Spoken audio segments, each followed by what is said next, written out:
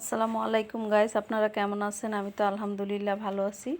তো মিষ্টি কুমড়া দিয়ে চিংড়ি মাছ রান্না করব আজকে, আর মূলা রান্না করব একটু বড় মাছ দিয়ে। তো চলে আসলাম আপনাদের সামনে ভিডিও নিয়ে।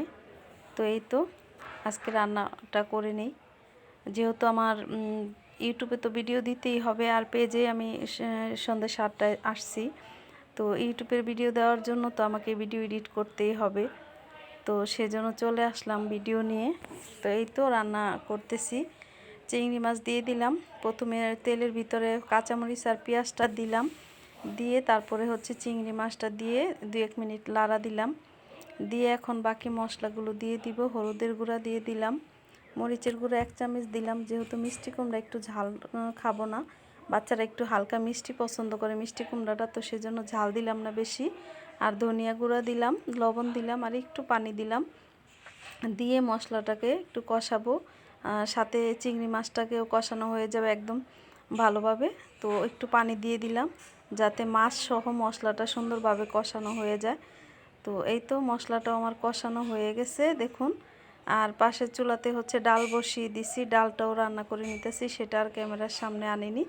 জলপাই দিয়ে ডাল রান্না করতেছি। এখন শীতের সিজনে কিন্তু জলপাই দিয়ে ডাল খেতে খুব ভালো লাগে।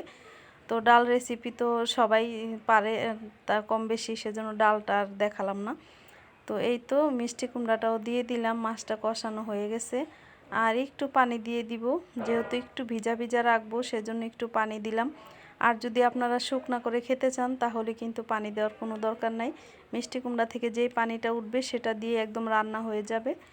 তো আমি হচ্ছে একটু ভিজা ভিজা রাখবো, সেজন্য একটু পানি অ্যাড করে দিলাম, যাতে একদম সুন্দরভাবে সেদ্ধ হয়ে একদম মশলাটার সাথে যে সব কিছু অ্যাডজাস্ট হয়ে একদম ঝোলটা একটু আঠালো হয়, তো সেজন্য একটু পানি দিলাম। আর এই তো মাছটা আমি ভেজে নিতেছি। প্যানে আগে একটু তেল দিয়ে দিছিলাম, তেলটা গরম হওয়ার জন্য অপেক্ষা ছিলাম। তো তেলটা গরম হয়েছে, আর মাছে হচ্ছে লবণ হলুদ মেখে তারপরে দিয়ে দিচ্ছি। মাছটা সম্ভবত একটু হলুদ কম হয়েছে মাখানো, তো যাই হোক, এটা মাছ তো সবজি দিয়ে রান্না করব, কোনো ব্যাপার না। আর এই তো আমার মিষ্টি কুমড়াটা হয়ে গেছে, একদম ধনেপাতা দিয়ে দিলাম উপর দিয়ে। আর পাশের চুলাটায় হচ্ছে আমি মাছ ভাজাটা নিয়ে গেলাম, ডালটা আমার বাগার দেওয়া হয়ে গেছে, অফ ক্যামেরাতেই ডালটা বাগার দিয়ে নিছি।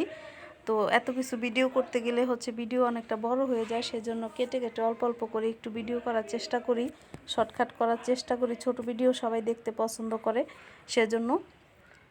তো এই তো মিষ্টি কুমড়াটাও একদম লবণ টবণ সব কিছু হয়ে গেছে সুন্দরভাবে পারফেক্ট। তো এখন মিষ্টি কুমড়াটা নামিয়ে তারপরে হচ্ছে আমি মূলার তরকারিটা বসাবো। তো বাচ্চারা তো মূলা খাবে না, সেজন্য ওদের জন্য চিংড়ি মাছ দিয়ে হচ্ছে মিষ্টি কুমড়া রান্না করলাম, আর জলপাই দিয়ে ডাল রান্না করছি। ডালটা ওরা খুব পছন্দ করে জলপাই দিয়ে রান্না করলে। আর এই তো এখানে মূলার তরকারিটা বসানোর জন্য আমি একটা কাঁচামরিচ কেটে দিছি মাঝখান দিয়ে, আর পেঁয়াজ কুচি দিয়ে দিলাম। দিয়ে তারপরে হচ্ছে একটু হালকা 2-1 মিনিট ভেজে নিলাম। এখন হচ্ছে দিয়ে দিব হলুদের গুঁড়া, মরিচের গুঁড়া, ধনিয়া গুঁড়া আর লবণ স্বাদ মতো দিয়ে মশলাটাকে ভালোভাবে একটু কষিয়ে নিব। তো লবণটাও দিয়ে দিলাম স্বাদ মতো, দিয়ে এখন একটু কষাবো মশলাটাকে পানি দিয়ে। তো মশলাটা পানি না দিলে কিন্তু পুড়ে যাবে, সেজন্য অল্প একটু পানি দিয়ে কষাতে হবে। আর আমি সব সময় হচ্ছে আমি ঘরে যেভাবে রান্না করে খাই সেটাই আপনাদের সাথে শেয়ার করি, এক্সট্রাভাবে কোনো রান্না দেখানোর সময় পাই না। তো যদি রান্না করি সেটা আপনাদের সাথে শেয়ার করি, আর প্রতিদিন যাই রান্না করি সেটাই আপনাদের সাথে আমি শেয়ার করার চেষ্টা করি।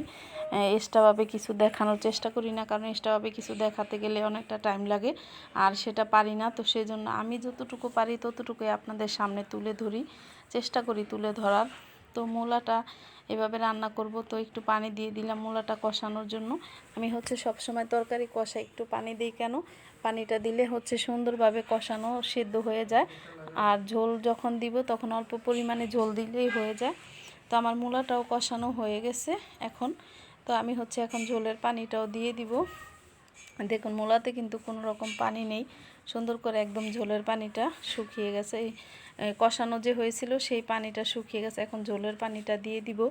দিয়ে তারপরে হচ্ছে এখন মাছ দিয়ে ধনেপাতা দিয়ে দিব।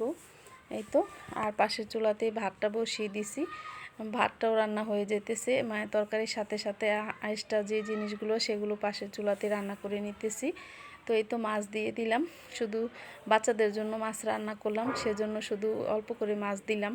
আর অল্প একটু মূলা, হাফ কেজির মূলা রান্না করছি আজকে। তো এই তো দিয়ে দিলাম। তো হয়ে গেল। ধনেপাতা দিলে, মূলার তরকারিতে কিন্তু ধনেপাতা দিলে অনেক মজা হয়। আর ধনেপাতা এখন তো সিজন, এখন এই সিজনের যে ধনেপাতাটা সেটা কিন্তু প্রচুর ঘেরান, আর রান্না করলে কিন্তু আরও একটা সেন্ট বের হয়, খুব সুন্দর, খেতেও ভালো লাগে, অসাধারণ। তো দিয়ে দিলাম ধনেপাতা, আর এই তো আমার তরকারিটা হয়ে গেছে সুন্দর। তো এইভাবেই হচ্ছে তরকারি রান্না করে নামিয়ে নিব এখন। তো ভিডিওটা দেখবেন, ভালো লাগলে লাইক কমেন্ট শেয়ার করে দিবেন, সাবস্ক্রাইব দিবেন। যাই হোক, এই তো হয়ে গেল। আর আমার পেজে দেখে থাকলে ফলো দিয়ে লাইক দিয়ে সাথেই থাকবেন। তো এখন নামিয়ে নিব তরকারিটা। আর এই তো সব কিছু হয়ে গেছে। ডাল রান্না করছি অফ ক্যামেরাতে।